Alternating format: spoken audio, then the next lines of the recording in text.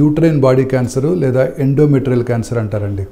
ఈ endometrial cancer జనరల్గా post menopause ఉమెన్లో ఎక్కువగా చూస్తుంటాం. జనరల్లీ కామనెస్ట్ కాజ్ ఫర్ ఈ గర్భసంచి body cancers, endometrial cancer commonest cause obesity. ఈ ఒబీస్ ఉమెన్లో 40% of these endometrial cancers are seen in obese women. ఈ ఒబీస్ ఉమెన్లో ఏమవుతుందంటే ఈ హయ్యర్ లెవెల్స్ ఆఫ్ ఈస్ట్రోజన్ ఉంటుంది. ఫ్యాట్లో ఉండే ఆండ్రోస్టెనోడైన్ అనే హార్మోను ఈస్ట్రోజన్ ఫామ్గా మారుతుంది. అది ఈ క్యాన్సర్ని కలగజేస్తుంది. ఇప్పుడు పిల్లలు లేని వాళ్ళు కూడా హై లెవెల్స్ ఆఫ్ ఈస్ట్రోజన్ ఉంటాయి. అదే ప్రొజెస్టిన్స్ ఎక్కువ ఉన్నట్టయితే ఈ క్యాన్సర్ తక్కువ ఉంటుంది. ఇప్పుడు ఉదాహరణకి ఈస్ట్రోజన్ రిప్లేస్మెంట్ థెరపీ తీసుకుంటుంటారు పోస్ట్ మెనోపాజల్ ఉమెన్ ఆ సిమ్టమ్స్కి, వాళ్ళలో ఈ క్యాన్సర్ వచ్చే అవకాశాలు ఎక్కువ ఉంటాయి. అలాగే ఓన్లీ ఈస్ట్రోజన్ కాంట్రసెప్టివ్ పిల్స్ ఉంటాయి, అవి కనుక తీసుకుంటే వాళ్ళలో ఈ క్యాన్సర్ వచ్చే అవకాశాలు ఎక్కువగా ఉంటాయి.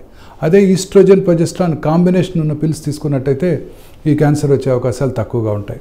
అలాగే డయాబెటీస్ ఉన్న వాళ్ళలో, ఇన్సులిన్ రెసిస్టెన్స్ ఉన్న వాళ్ళలో ఈ క్యాన్సర్ వచ్చే అవకాశాలు ఎక్కువగా ఉంటాయి.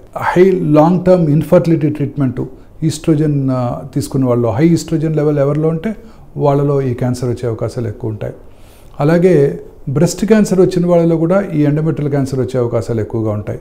బ్రెస్ట్ క్యాన్సర్కి వచ్చినప్పుడు టెమాక్సిఫిన్ అనే మెడిసిన్ చాలామందిలో వాడుతూ ఉంటారు, ఎస్పెషల్లీ ప్రీ మెనోపాజల్ ఉమెన్లో.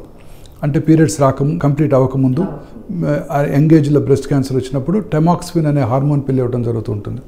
ఆ టెమాక్సిఫిన్ ఇచ్చిన వాళ్ళలో ఈ ఎండోమెట్రియల్ క్యాన్సర్ వచ్చే అవకాశాలు ఎక్కువగా ఉంటాయి. లక్షణాలు ఎలా ఉంటాయంటే ఈ క్యాన్సర్కి పోస్ట్ మెనోపాజల్ బ్లీడింగ్, అంటే పీరియడ్స్ ఆగిపోయిన తర్వాత సడన్గా బ్లీడింగ్ రావటం.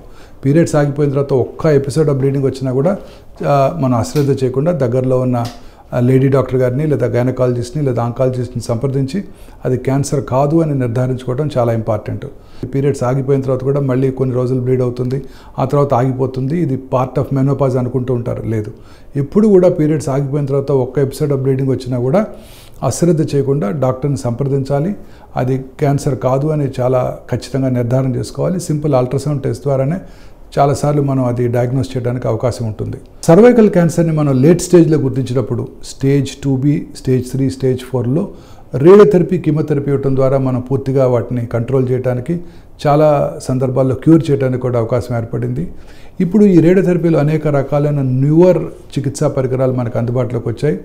ఈ రేడియేషన్ చికిత్సా పరికరాల్లో అధునాతనమైన ఆర్టిఫిషియల్ ఇంటెలిజెన్స్ అంటే కృత్రిమ మేధస్తో పనిచేసే రేడియేషన్ థెరపీ ఎక్విప్మెంటు ఇప్పుడు మనకు అందుబాటులోకి వచ్చింది హైదరాబాద్లో, భారతదేశంలోనే మొట్టమొదటిసారిగా. ఈ కృత్రిమ మేధస్తో కూడిన రేడియేషన్ చేయటం ద్వారా పేషెంట్కి ఎటువంటి సైడ్ ఎఫెక్ట్స్ లేకుండా మనం రేడియేషన్ చేసే అవకాశం ఏర్పడింది.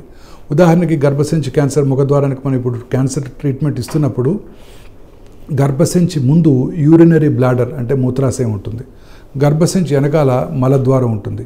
సో ఇవి రోజు కూడా వాటి యొక్క పరిణామంలో మార్పులు రావచ్చు.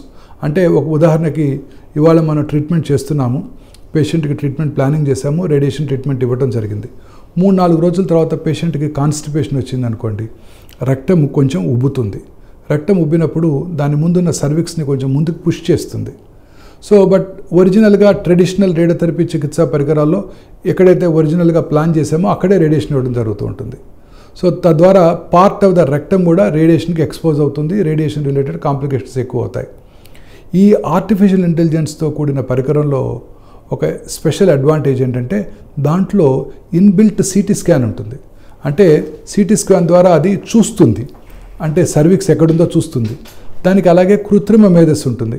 ఉదాహరణకి ట్రీట్మెంట్ 3 రోజులు చేసిన తర్వాత 4వ రోజు రెక్టం కనుక సైజు పెరిగినట్టయితే ఆ సర్విక్స్ యొక్క లొకేషన్ కొంచెం మారుతుంది.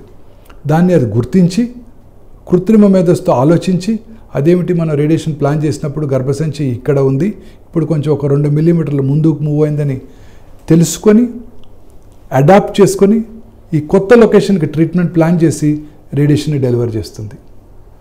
అలాగే ఒకసారి ఉదాహరణకి పేషెంట్కి యూరినరీ బ్లాడరు కొంచెం సైజ్ పెరిగింది, ఆ రోజు యూరిన్ పాస్ చేయకుండా ట్రీట్మెంట్కి వచ్చారు. అప్పుడు గర్భసంచి కొంచెం వెనక్కి మూవ్ చేయబడుతుంది.